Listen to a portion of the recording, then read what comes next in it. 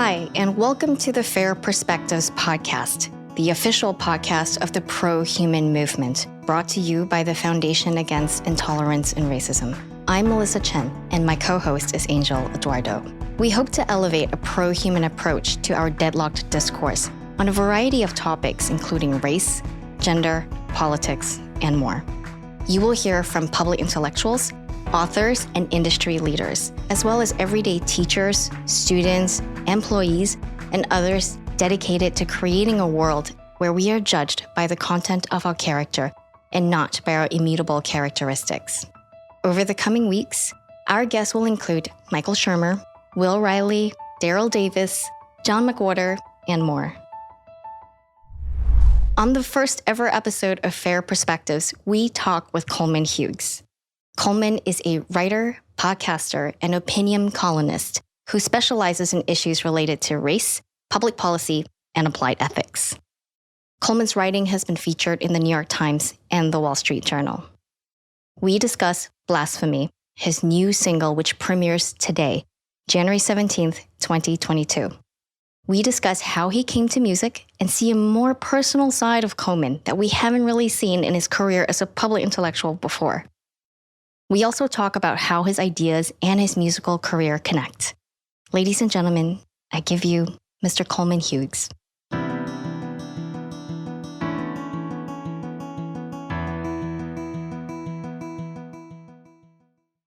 Coleman Hughes, welcome to Fair Perspectives. Angel and I are actually very honored to have an early look at your music video, the new single that you just released, and to also get the opportunity to interview you about it.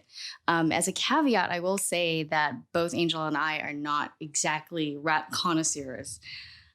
We both have musical backgrounds. Angel is actually a musician. He plays rock, soul, metal, Nice. And I'm a walking stereotype, so I'm classically trained and I play the piano and the violin. So this is in a way very uncharted territory for us. Our first reaction when we saw your video was, as someone who knows you in this heterodox kind of intellectual orbit that we find ourselves in, is, whoa, this is a side of Coleman we all haven't seen before. You're very stoic. People say you have the affect of Sam Harris. Even Barack Obama had an anger translator, right? Like he needed Luther to kind of like come in and express his anger for him. I was just curious, like, what did you do to prepare for this rap career, for this role? And how comfortable are you performing it, knowing how divergent it is from your natural self? So the question actually, it makes perfect sense from your perspective why you'd ask it. And probably a lot of people would wonder the same thing. But from my perspective, it's actually backwards, which is to say I've been rapping, doing shows in New York, recording music since I was like 18 or 19, since before I wrote for Quillette, since before I was the person and the identity that you might see me as diverging from in order to be a rapper. Rap actually came first. And before that, I was a music student at Juilliard. I was a jazz major. And throughout high school, I was a jazz and hip hop head and loved music since I was 11 and, played music since I was 3. So it's interesting because the real story is that I was known to my friends and community of musicians in New York as a jazz musician turned rapper when I was 18 or 19, and I would do shows on the underground Brooklyn scene. And then it was this thing of like, did you hear Coleman is like writing for this magazine? And isn't it so strange that like now he's doing that? And how do I fit that in with what I know him to be, which is a rapper and a musician? And then that world knows me as that. So for me now to get into rap again on a bigger scale than I was doing it before, it's like there's a cognitive dissonance from both sides, depending on which side of me you know. But from my vantage point, it's actually, the story is kind of backwards, if that makes sense. It does, yes. Your name, I mean, on the album, it's called X-Men. Is that, am I The saying X it is right? silent. The X is silent. Just like Latin. Okay. Yeah. What are the origins of this name, and how do you come up with it? Well, my original rap name was Cold Man, just because it's like my name, and I didn't think about it too much. And the truth is, I wish there were a deeper story behind it, but the Cold Man Twitter handle was taken, so I just put an X in the middle. To relaunch my rap career, I just figured I already have the Twitter handle. I'm just going to make it Cold Man, but with a silent X in the middle. I guess X makes names very cool because Ibram X Kendi did the same thing. Mm-hmm. Yeah. Throw an X on anything nowadays. Latinx, Womexan. I don't. You guys know about Womexan, right? Yeah, unfortunately. No, I don't know that. You don't know about Womexan, Melissa? No. Well, clearly you didn't go to Columbia University between. I did not. The years of 2016 and 2020. Long graduated. Yeah. Well, it's probably still there, but you'll see a lot of posters that have the word WOMXN instead of WOMEN, women, because the word men appears in the word women, and oh my God, that's like offensive and horrible. So you have to do Womexan. I don't know how you actually pronounce it, but it's funny because it used to be a Y back in the day. Oh, that actually makes way more sense. Yeah, so it was a Y just so that the word men wouldn't be in it, but we're still going to pronounce it that way. And it makes Y can still be a vowel. That makes way more sense. Yeah, so I guess we want to, they want to be a little bit more difficult. Yeah, I should have made mine a Y too. But speaking of your name though, of your hip hop name, it's funny. I was remarking yesterday when we were watching the video that your hip hop name is Cold Man, but you're so much hotter in that context than you are in any other context that I've ever seen you in. So, I watch your podcast. I've seen you on a bunch of stuff. You've clearly never seen me play the tuba. Not the tuba. I've seen you play the trombone. That's when I'm at my hottest. I can assure you. All right. Well, I mean, your affect, like, you have this affect of, stoic calm, right?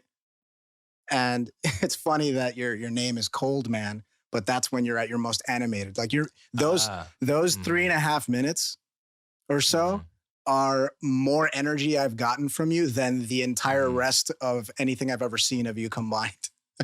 So it's very interesting. But speaking of that though, I've heard you say that this is kind of just the way you are, this affect you have. But performing is different. And I have some experience with this. I'm a shy guy, but I've been the front man of a band, and having to kind of put that energy out. So I'm curious, you started when you were 18, like 6 weeks ago. And how did you make that kind of switch? Like, what did you do to kind of give yourself that energy to be able to be the performer? Because it is a different thing. Yeah, it's another thing that always felt natural to me.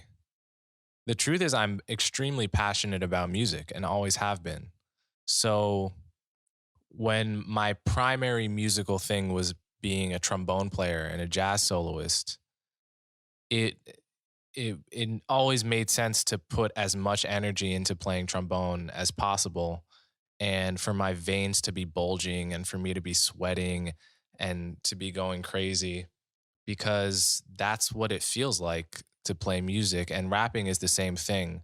So I've never had problems putting a lot of energy into performances because it feels very natural to do that. And in the video, ironically, the thing is, a music video is not the same as doing a show at some underground club in New York, which is what I used to do a lot of. There you have the energy, you have a band with you. It's just really easy to access that performance mode. But on a set of a music video, especially this one, which we filmed in Ukraine in the dead of Ukrainian winter, in a building that is usually a circus and is basically as close to outdoors as an indoors space can possibly be with no heat. So we're talking like it's practically speaking 30 degrees in there. And just like filming all day, I really did have trouble accessing any kind of energy because it's not like a live performance. You have to do things over and over again. There's no audience and you're in fucking Ukraine and it's 30 degrees. And, but in a performance setting, I never have problems going nuts because it just feels right. The iconography of that video was really poignant. Obviously, for those who know you, that's an obvious reference to your 2019 testimony, I think against the U.S. House Committee on reparations. That almost, I think, probably on in terms of mass culture, put you on the sort of public consciousness, map at that point. And it also, interestingly, earned you a lot of ideological enemies that were unearthing your previous SoundCloud rap material that you were putting up there. And I think some of them started tweeting out one of links to one of your rap songs called My Dick Works as a way to kind of make fun of you or put you down. And I think it's really, it's kind of symbolic that you're using this event now as kind of almost like a centerpiece for this album. As you come out and say, yeah, I am a rapper. And this is my work. Yeah, and I'm good at it. And My Dick Works was one of my best songs, I think. It's on Spotify now. I repackaged it under an EP called Fake. And yeah, that was definitely... So that was a moment where I wasn't really actively making music. I had kind of taken a hiatus from rapping and production for maybe a little over a year to get into the writing world. And I testified before Congress and my face was, on cable news for a minute. And so obviously a lot of people loved what I said, but a lot of people hated what I said. And they try to, as one does nowadays, find out something embarrassing about the person you don't like. But the truth is, I'm not embarrassed by rap. Like I'm good at it and I love it. So you can't embarrass someone if they're owning the thing that you're bringing up to embarrass them. So, I mean, with Blasphemy, I think I made that beat for that song like maybe 2 weeks after the Congress hearing. Wow. I had taken a hiatus and all the hate I was getting, for some reason, I channeled it and I realized I need to come off this hiatus from music. I need to do something right now. And I think I did MDMA with my friend. And the next day, and I was just talking about it. Well, here's what really happened. Now that I'm remembering the story, it's actually kind of interesting. What happened is like 2 weeks after I testified before Congress against reparations, I went to a show in Brooklyn, a rap show that was being run by someone I used to do shows with. So when I was doing my own shows on the underground scene in Brooklyn, I had some people I would do shows with. They were doing a show and I went to just go see it. And these are people that I'm friends with. I have hung out with, I have whatever. And I get in there and they saw my testimony before Congress and they just hated it. They were like, we don't know who you are. We have no idea why we've associated with you in the past. And they kicked me out of the show, straight up. basically my friends kicked me out of the show. Mhm. And I was trying to talk to them about it and just reason with them and be like, let's talk about it. Let's be adults that have a disagreement about an issue. And you know me and I know you, and we spend a ton of time together. We all know we're coming from good places. So let's discuss this. But it was just like, no discussion, fuck off. And I did Molly that night, and I was talking about it and thinking about it. And I knew at that moment that I had to put it into music. So the very next day, I got my MIDI keyboard, I made that beat, and I started writing. And that's how I came off my music hiatus. And the album that's going to come out this year, that's when that started. I like the idea that, you know, for so long you've kind of lived these two lives, and this song is actually, you know, it's the first time you're kind of merging that into one. It's not just music Coleman and intellectual Coleman. It's really both. And I can tell just from, you know, the lyrics in the video, in the song, what you chose to title it, you know, various aspects of just the imagery and the visuals. It's stark. I know it all has some meaning, and I wanted to ask you about the structure, because you have you start with basically yourself making the introduction, and I noticed snippets also actually cut in from the actual hearing, which is such a nice touch. But then you're almost having an argument with, I don't know if it's a sort of supposed to be a rendering of Ta-Nehisi Coates or who the other person is, but it's the criticism that you get all the time, which I'm sure Angel understands too, and gets the same kind of criticism about, you know, you're an Uncle Tom, you're getting cock dollars. I mean, I think that's the first time the Coke's made into a rap song, by the way. Really? You might have made history. That's true. But yeah, I wanted to ask you about kind of the thought process and how you chose to represent that vision in the visuals, in the actual video of the song. Yeah, so basically, I think it's really powerful to show two opposing perspectives on the same issue. And part of the reason I chose to do that is to show that I really understand the people who hate me. I don't hate the people who hate me. I understand them. And I get where they're coming from, and I get their anger.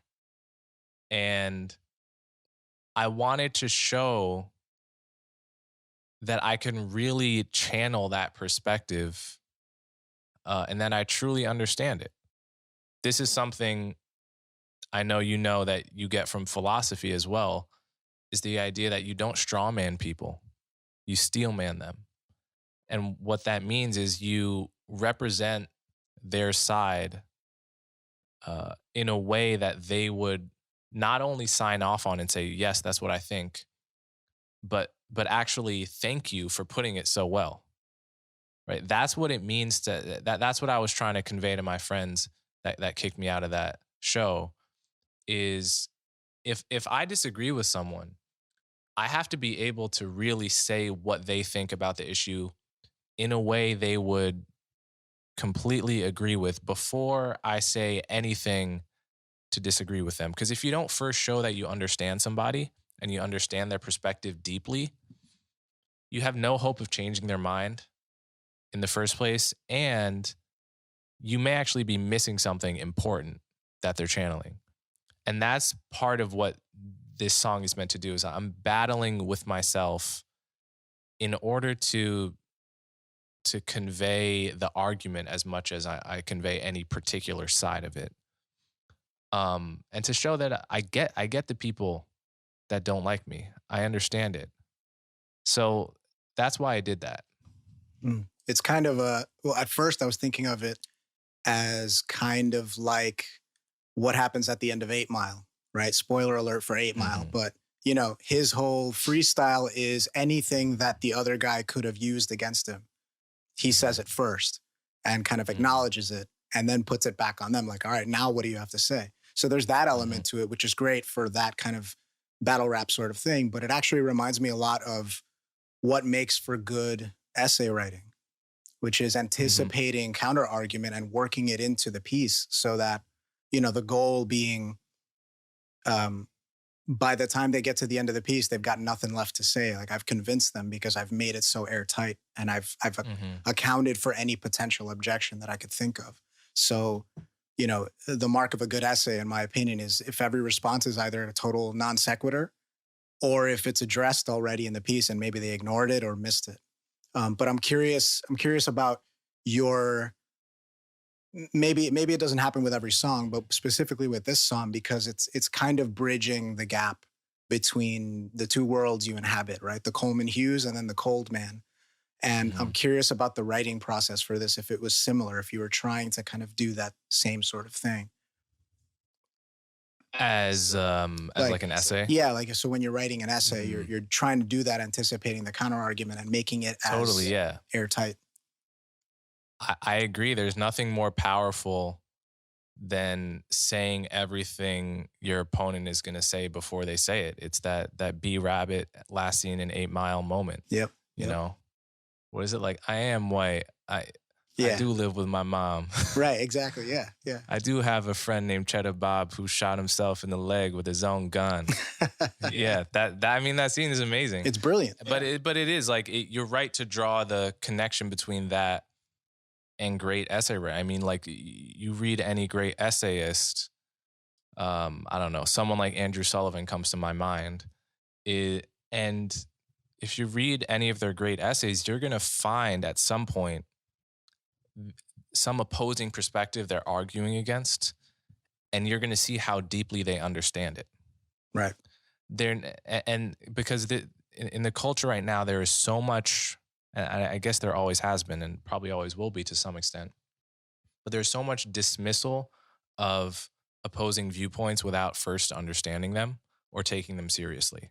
Right. It's okay to dismiss something once you've understood it and taken it seriously, but there's just so much knee-jerk rejection of ideas in the culture right now, and there is very little serious engagement with someone you disagree with, someone you dislike. And so I do feel when I was writing this, I wanted to model that. And I always want to model that on my podcast as well. So you're right to note there is a connection between how I approach the writing of Blasphemy and how I approach just discourse in general. Right. Is there any significant difference for you? I know, I get asked this question all the time, but for those of us who kind of operate on multiple mediums and do different things, but it's all kind of expressing, it's all kind of making arguments or trying to illustrate something. I wonder if there's a difference in the process for you between, putting together a rap song, coming up with your approach for that versus having, writing an essay out or even making an argument on your podcast. They're actually pretty similar.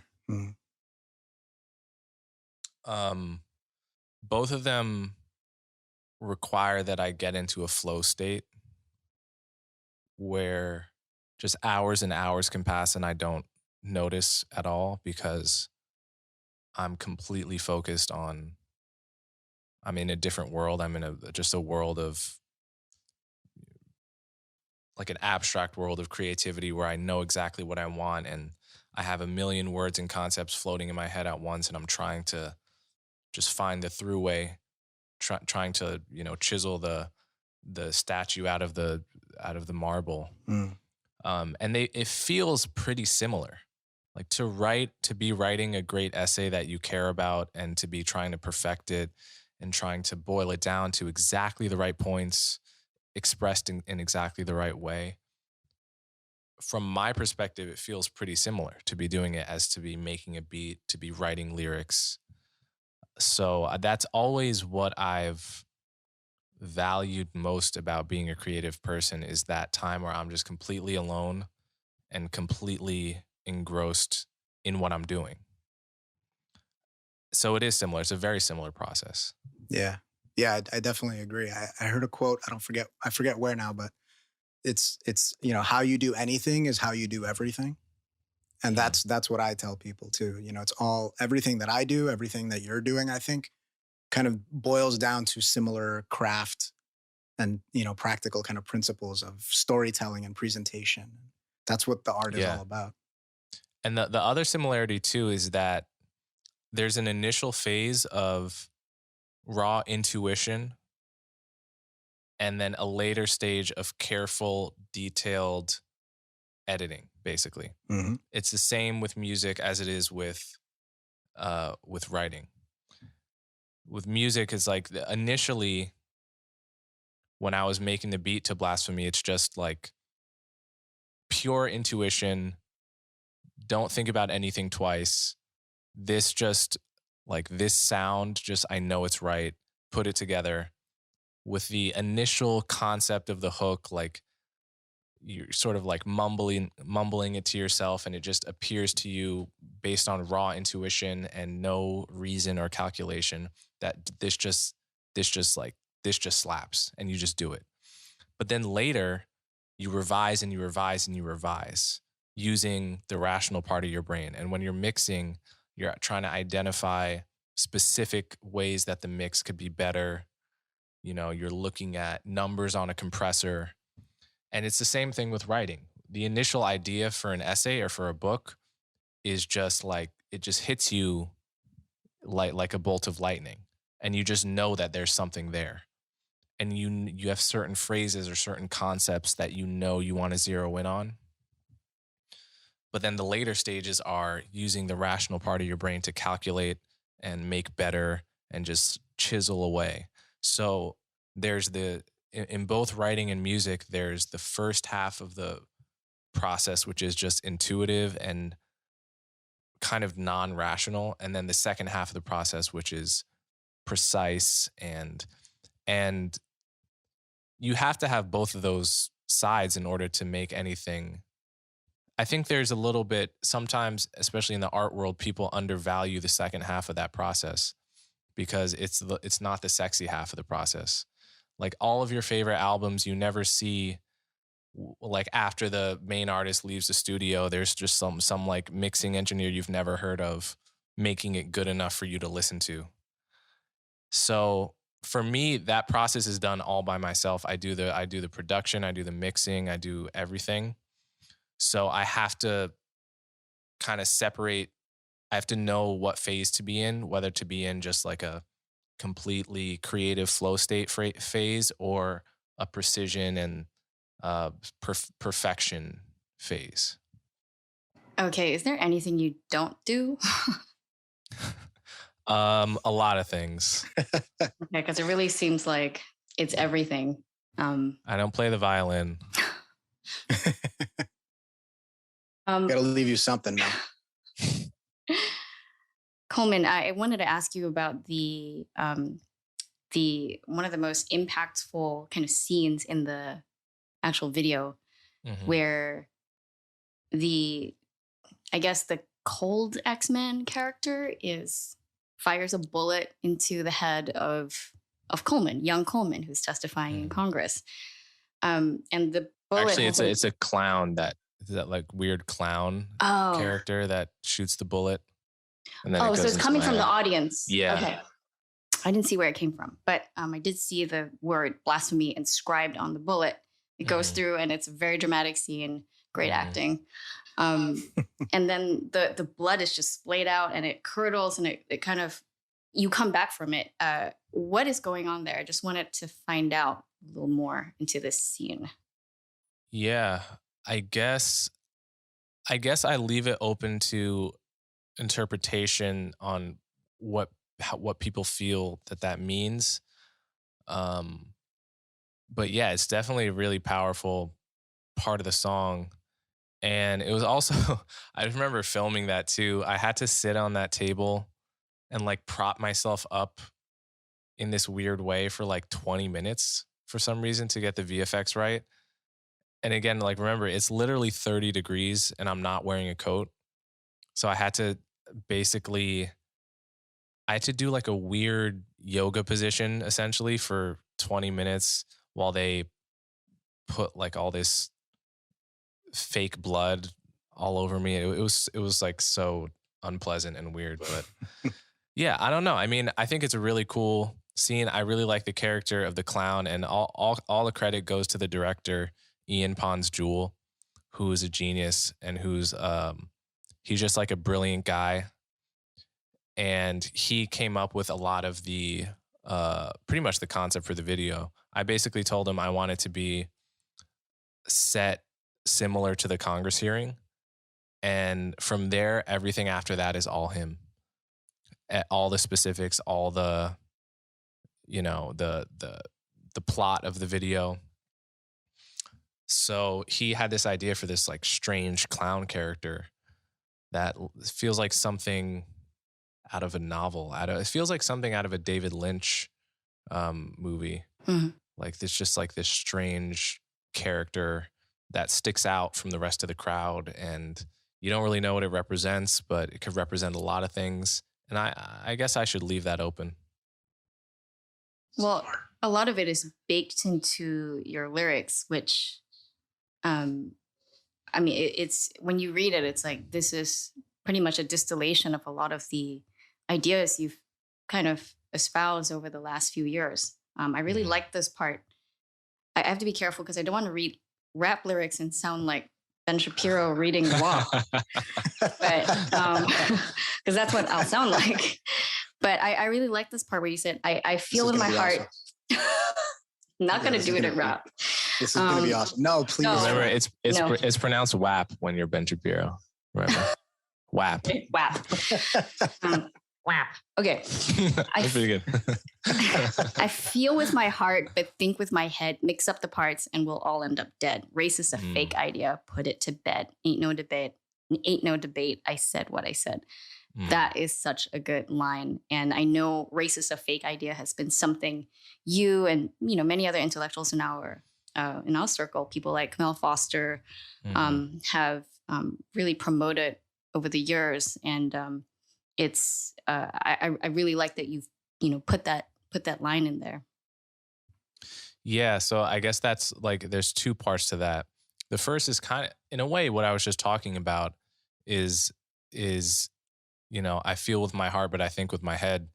Those are the two parts of creativity I was talking about earlier. It's like, you have to have that raw intuition and emotion. And then you also have to balance that with reason and precision in order to make anything great, whether it's music, writing. And then when it comes to race being a fake idea, I mean, this is, you mentioned Camille Foster, who's gotten into trouble for saying that he does not identify as Black.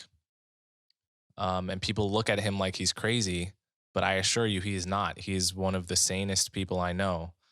There's Thomas Chatterton Williams as well, who has written two great books, Losing My Cool and Self-Portrait in Black and White, and is one of the few voices out there, along with Camille and others, that are really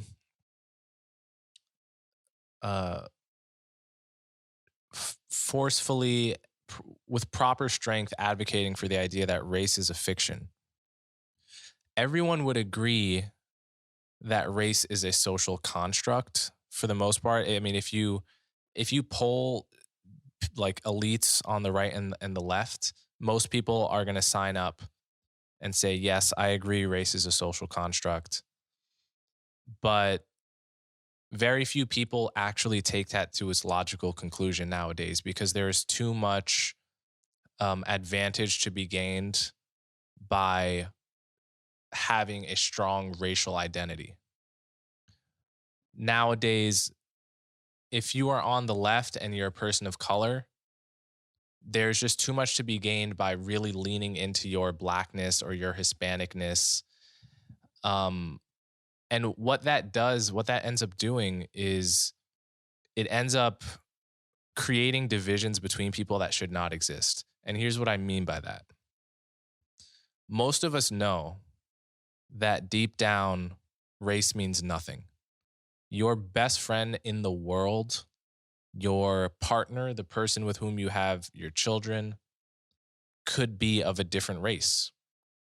And most people who grow up, at least in diverse settings where they encounter people of other races, end up having the deepest possible human relationships with people of different races. What that proves is that there is no amount of intimacy between people or closeness that a racial difference can stop, right? And so race is practically meaningless. The more you get to know somebody, the less and less their group categorization matters. That's just, I mean, that's like the definition of what it is to become close to somebody, is for the things you noticed about them the first time you saw them to become less and less important over time. It's like the first time I saw you, I could identify that you look Asian, you look like you're a woman. And I know all of these things about Asians in the culture and women in the culture, and I'm wondering if those apply to you. That's what it's like to meet a stranger, or that's what it can be like. The moment I get to know you as an individual, the moment I get to know Melissa over months and years, I get to know the things that are different about you, the things that go against the stereotypes of, you know, your group categories. And I just get so much more information about who you are, that all of those things they simply don't matter. They are so secondary and tertiary to your identity as Melissa, for instance. And that's what it means for race to be meaningless. Like, if you agree with everything I just said, then I think you agree that race is meaningless. And I hate to see it being revived so much as an identity people cling to, because I think the reverse relationship holds true too. As you become closer to someone, their race matters less and less. To the extent we make race matter more and more to people's identities, it prevents people from becoming close, because it discourages you from paying attention to them as an individual and what makes them different, what makes them unique. I was going to say, I think it even does more than that. It not only prevents the closeness, but it actually can destroy an existing closeness. Suddenly race comes into the picture, and best friends who never had any issue before, suddenly this thing just shows up. This chasm starts widening between them. I'm a recent convert to this idea. I've never really put much focus on it, because I've always been one of those people for whom that larger group categorization wasn't indicative of anything about me. Like, if you knew that about me, you knew nothing. For like 99.99%, nothing. So, you know, there was that. But now I've, you know, thanks to people like Thomas and Camille, and, you know, reading books like Racecraft by Barbara and Karen Fields, I've really been pushing into this kind of territory of not just accepting that it's a fiction or acknowledging that it's a fiction, but voicing that fact and trying to divorce myself from the concept itself. And I'm curious how you approach that sort of thing. Do you go as far as Camille, or do you take some kind of middle ground? Yeah, so I think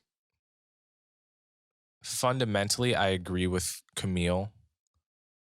The reason I don't not identify as Black is because, for me, the Blackness and whiteness, these are empty words. These are shallow descriptors that don't say anything deeper than a superficial category.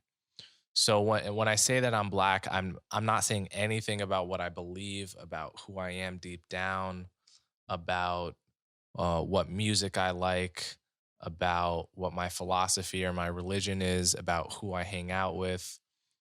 I'm saying something that is relevant to the census and nothing else. I'm saying I view Black and white as sort of bureaucratic categories that have they've arisen out of a particular social history, no doubt. But at the end of the day, they are social constructs and should be treated as such. And it's interesting, especially on the cultural left of the country right now. A lot of people say gender is a social construct. That's a separate conversation that you can table. But a lot of them are willing to say, well, X is a social construct, so I'm going to stop identifying as X when it comes to gender. But with race, it's like the logic just gets switched. It's like, yeah, race is a social construct, but I'm going to start every other sentence with as a black man, as a black woman, and I want you to see my blackness. Like, these are the sentences people say, like, I want you to see my blackness when you look at me. Right. But somehow race is like totally a fiction at the same time. It's like totally a fiction, but I want it to feel as real as possible when you're in my presence. This is schizophrenia. It's a schizophrenic attitude. It doesn't make any sense. And it's especially true when you see children interact. If you again, some people don't grow up in diverse neighborhoods. They grew up only around people that look like them. So they don't get to see this. I did. And when you're a kid, race truly does not matter. Children, unless their minds have been sort of proactively poisoned by the adults in their life, like in the natural state, children are very fluid with who they hang out with. It's like, oh, you're into trains? I'm into trains too. Did we just become best friends kind of thing? And it does not matter what you look like. Like, kids, sometimes don't even notice it. Someone told me a story recently of like their kid saying that two other kids looked the same, and one of the kids was black, one of the kids was white, but they had like a similar nose or something. And the kid goes, they look exactly the same. It's like, okay, but obviously kids notice race in the most obvious sense. I'm not saying kids are literally colorblind. I'm saying they really don't naturally develop this strong identity around their skin color or all of these neuroses and paranoias that adults develop around their skin color. And I think it's a shame that in this country, with each generation, we continually re-engineer race. It's like, if we didn't teach it to our kids every generation, it might gradually recede in its importance. But we're like, no, you are black and you are white and you can't understand each other, and your lived experience is going to be different, and you're entering a world where racism is going to it's going to hurt you at every turn. And if you're white, you've inherited all of this privilege, and you have to deeply meditate about what your skin color means to you. And we do that to every generation, and then every generation is like tortured and like bothered by the race issue. And it's like, I think the kids have it right in not caring, because it's that is deeply the only way to move past all of it. But you steelmanned your critics in your song when you said, stop forgetting that you're black, because the pigs won't when your hands up and the pistols at your bleep back. Actually, I don't know why I'm bleeping myself. This is not cable TV. I can actually say the F word. Yeah, I mean, we've already got MDMA in here. That's true. That's true. We're good. We're good. Yeah, but the idea that society is going to see you that way anyway, and clearly they're treating you like this. There's an epidemic of police violence, and so the accurate response to this world in which your race is so paramount is to actually completely be upfront about it and fight on that front. And I think that is some of what our critics will say. Yeah. Well, yeah, that is the argument. The argument is, you're definitely going to be a black man when you get pulled over by the cops. You're going to be a black man when you're applying for a job. You're going to be a black man when you're shopping and the store clerk thinks that you're stealing. I mean, okay, so on one level, this argument is it's allowing bad people in society to define yourself for you. It's basically saying bad actors in the world will irrationally look at your race as a reason to treat you poorly. Therefore, you should play their same game and deeply identify with your skin color.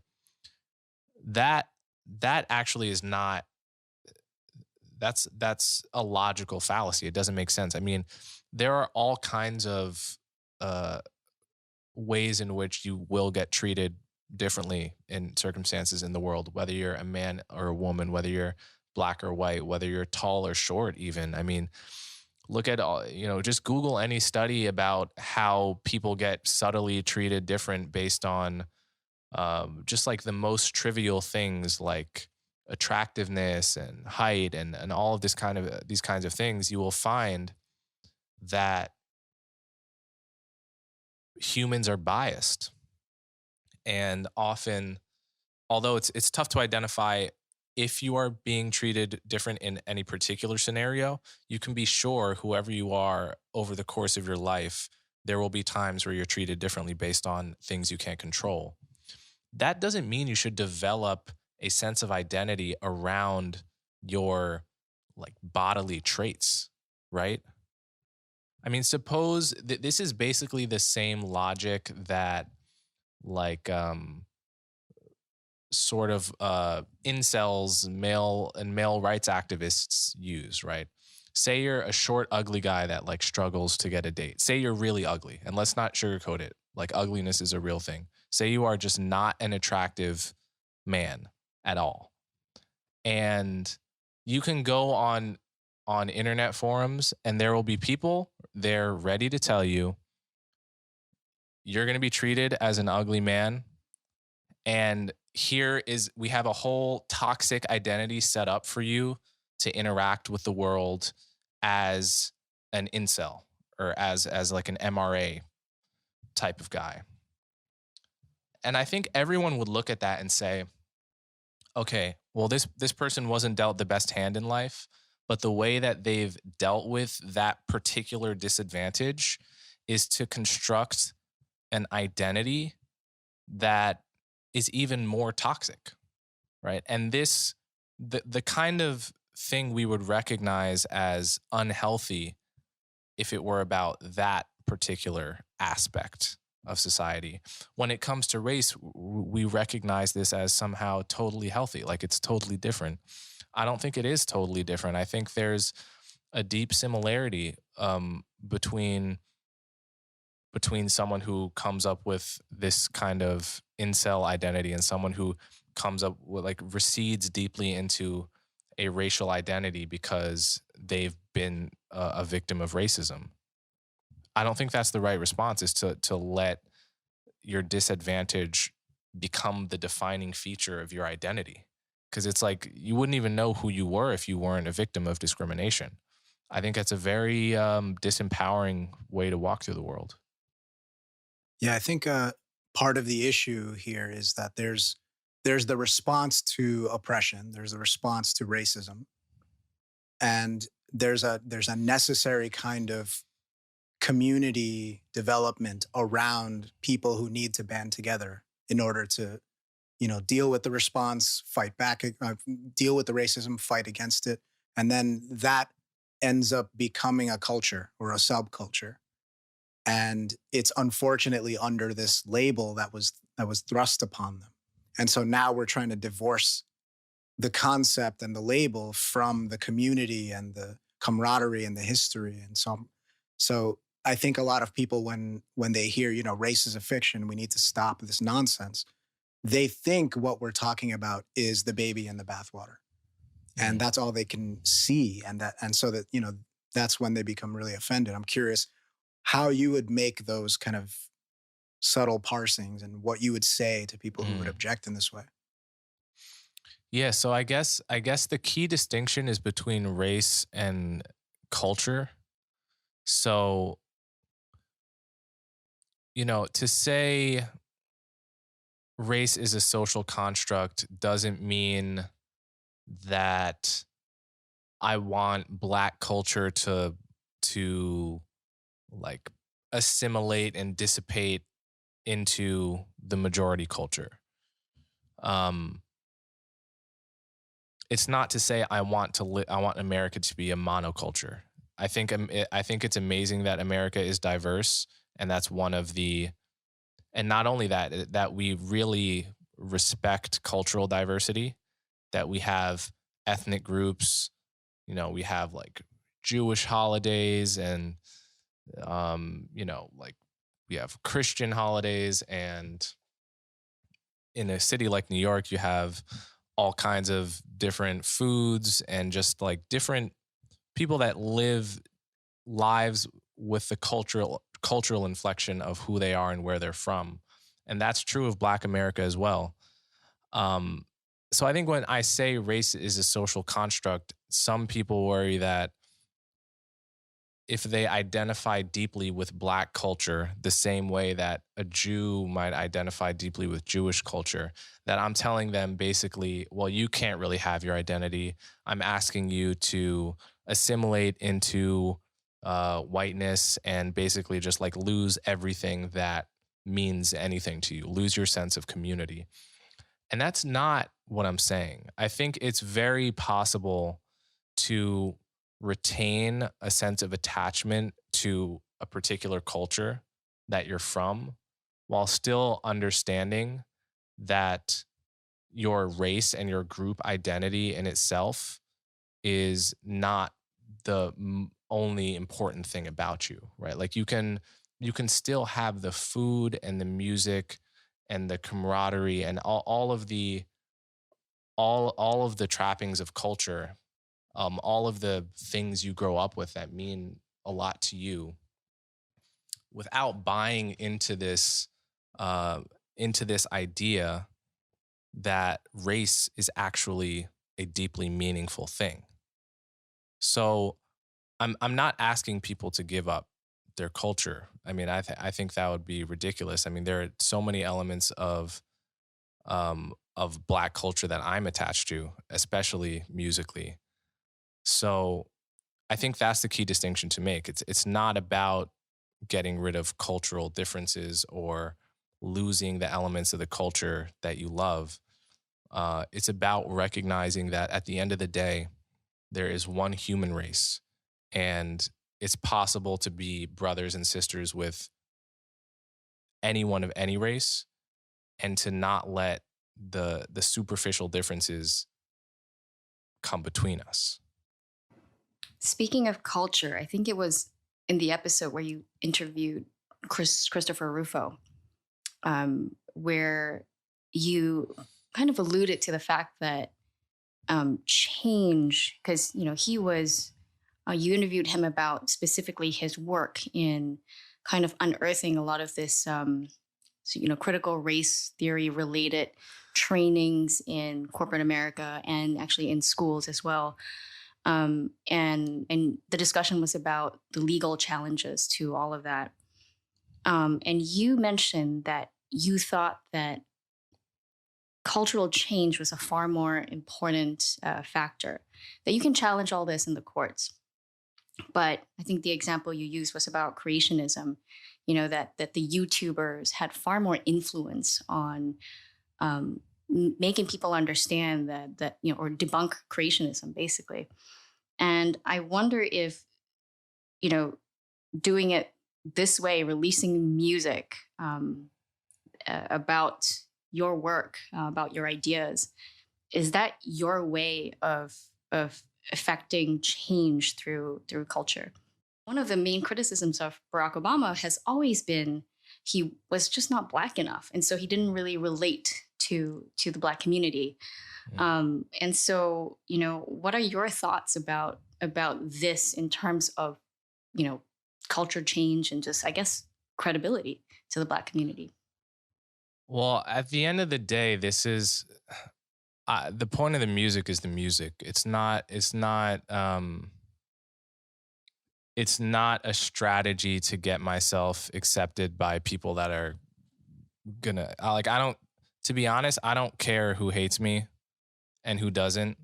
And if you don't like me, if you don't like who I've been, then I'm not going to do anything to try to win you over. Like, I'm wasting none of my time trying to win over people that hate me. The point of the music is that I love music and I have a message, and that's why I've been rapping since I was 18, 19, making songs. Truthfully, I've been doing this for like 7 years. It's just more public now. So it's not a strategy that is responding at all to like the hate I've gotten from the writing or podcasting world. It's just who I am and who I've always been and who I continue to be. And I really don't care if it gets me more respect from some people. That's great. If it gets me less respect from other people, that is what it is. But I love doing this for its own sake.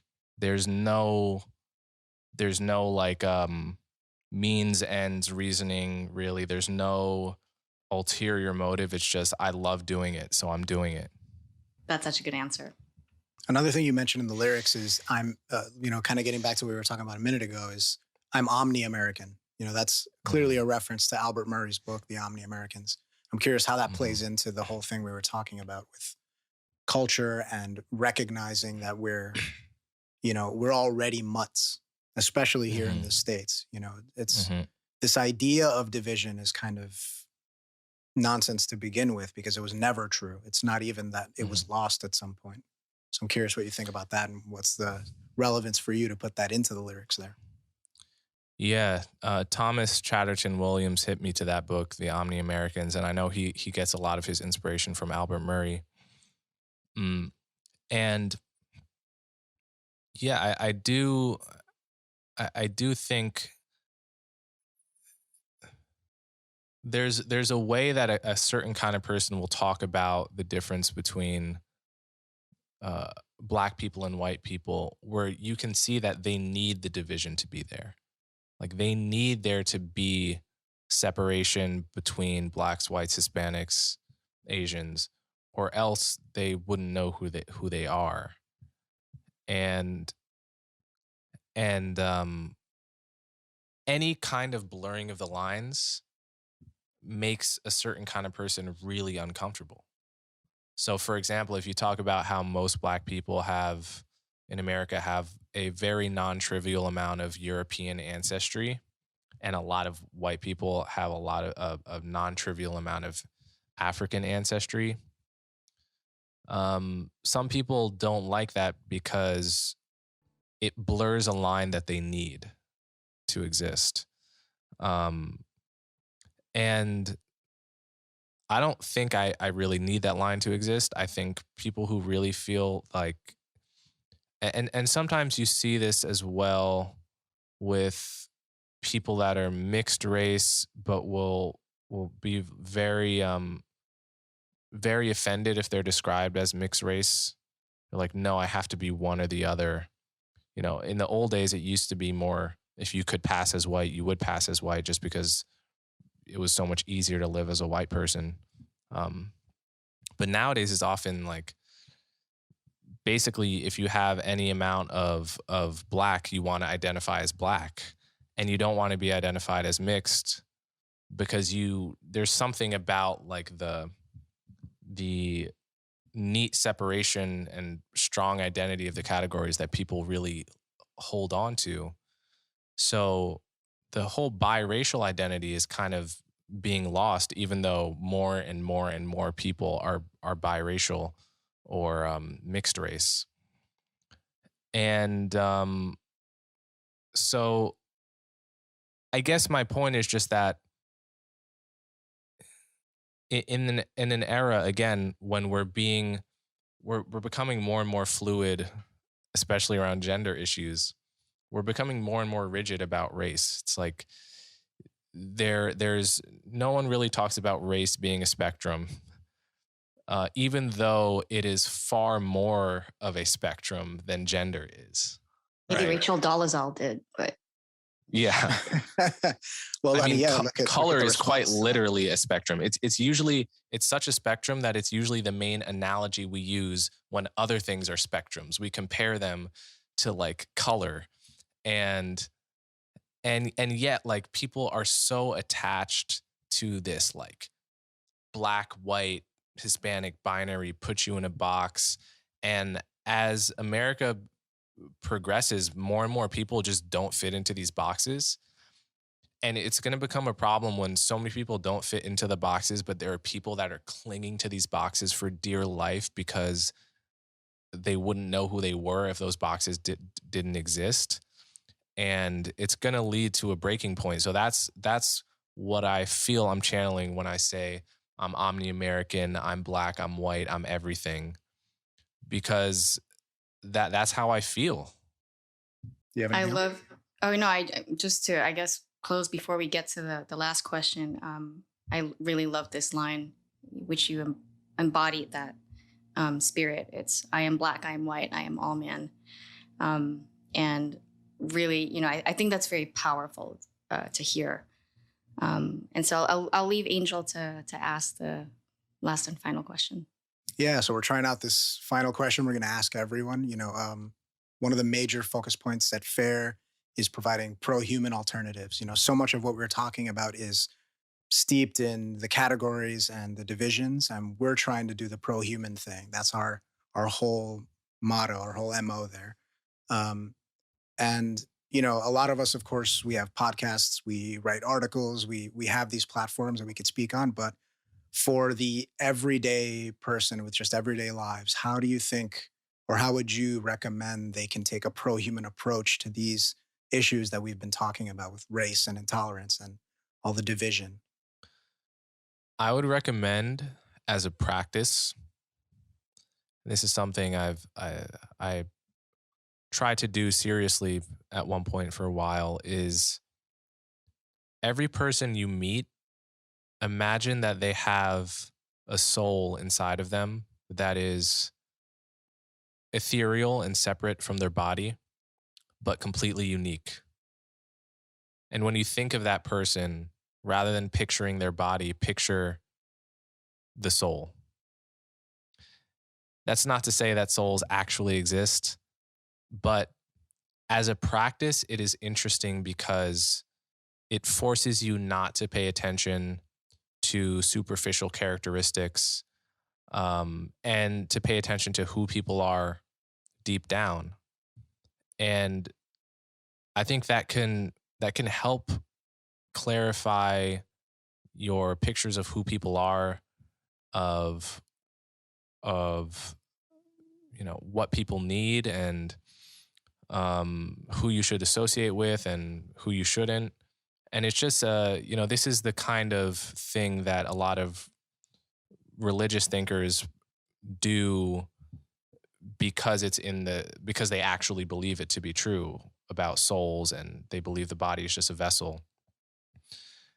But without actually going that far, it's a interesting practice to do. And I think when we're talking about being pro-human, what that actually means is you have to strip down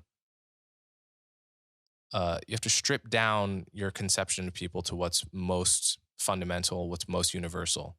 What you have to strip away all of the superficial differences of gender and race and all of these things, and just deal with the person that you're encountering.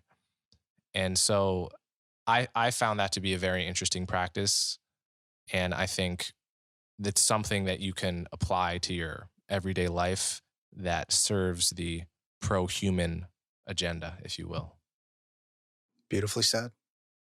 Coleman Hughes, thank you very much for joining us on Fair Perspectives. Thanks for having me. Thanks for listening to Fair Perspectives. If you'd like to join the pro-human movement, visit us at fairforall.org/join us. You can also support the show by subscribing on YouTube or on your favorite podcast platform, and by following us on Twitter, Facebook, and Instagram. For transcripts of podcast episodes, as well as access to exclusive Fair Perspectives content, visit us at fairperspectives.org. Thanks again, and we'll see you next time.